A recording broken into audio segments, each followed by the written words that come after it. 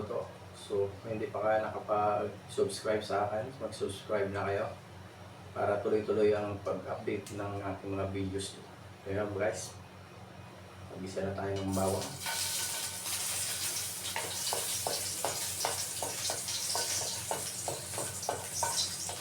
Yung sibuyas, idol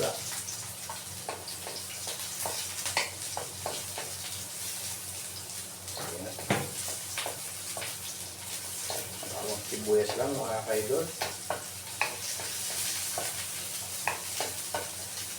Kailangan natin muna mag-isa ng bawang at sibuyas.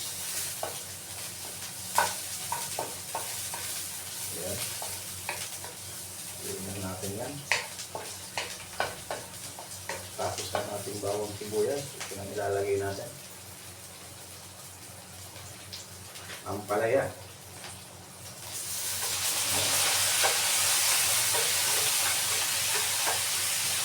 Ang sarap na ulam dito mga kaidol. Ang palaya. So ito ang palaya nito, mayroon tayong paglalagyan ito. Sasama natin ito sa munggo mga kaidol. Kaya kailangan muna natin design, lutuin ang ating pampalaya. Kaya lagay din natin ito sa munggo. Friday munggo, sabi nga nila. Friday munggo. Iba nito mga idol, itabi na lang muna natin. Ayan mga idol, hintayin na lang natin na kumulo ito kasi ito okay na ito.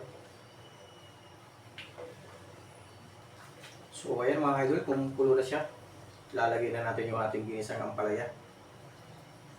Dahil ito yun na nagpapasarap. Di munggo ulam natin.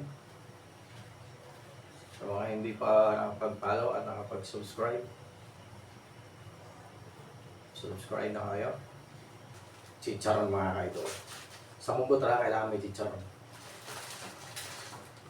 At syempre ito, malunggay.